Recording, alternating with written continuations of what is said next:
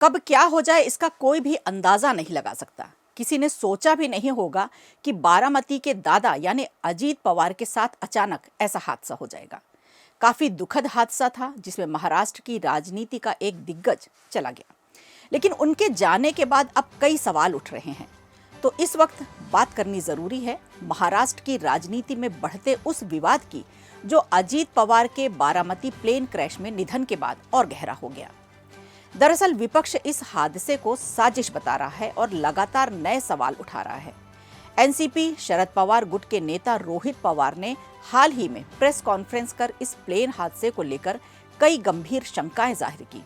उन्होंने कहा कि ये सिर्फ एक दुर्घटना नहीं हो सकती और पूरे मामले की गहराई से जांच जरूरी है। इसके बाद रोहित पवार ने सोशल मीडिया पर एक पोस्ट भी साझा की जिसमें उन्होंने लिखा कि इस हादसे में उन्होंने अपने चाचा को खोया है और महाराष्ट्र ने एक बड़ा नेता खो दिया है, इसलिए सभी डाउट्स का समाधान होना चाहिए। उन्होंने साफ कहा कि जब तक संतोषजनक जवाब नहीं मिलते वे इस मुद्दे को उठाते रहेंगे।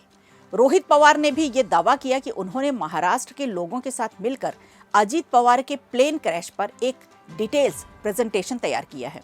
उनके मुताबिक इसमें उठाए गए सवाल हवा में नहीं है बल्कि हर पॉइंट के पीछे ठोस आधार मौजूद है। उन्होंने मीडिया से अपील की कि वे दिए गए लिंक के जरिए पूरा प्रेजेंटेशन देखें और डाउनलोड करें। साथ ही राज्य और केंद्र की जांच एजेंसियों से सकारात्मक और स्पष्ट जवाब की उम्मीद भी जताई। प्रेस कॉन्फ्रेंस के दौरान रोहित पवार ने कुछ दावे भी किए।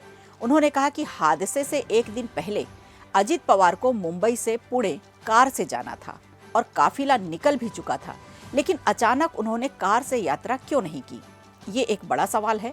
उन्होंने ये भी कहा कि अजीत पवार एक बड़े नेता से मिलने वाले थे जिससे संदेह और गहरा हो जाता है। वहीं दूसरी तरफ विपक्ष का आरोप है कि एनसीपी के विलय की चर्चाओं के बीच ये प्लेन क्रैश का हादसा कई सवाल खड़े करता है। हालांकि शरद पवार पहले ही इसे एक हादसा बता चुके हैं, लेकिन अब पार्टी के भीतर ही अलग अलग बयान सामने आ रहे हैं जिससे मतभेद भी खुलकर दिखने लगे हैं। फिलहाल पूरे मामले पर राजनीतिक बहस तेज है और सबकी नजर जांच एजेंसियों की रिपोर्ट पर टिकी हुई है।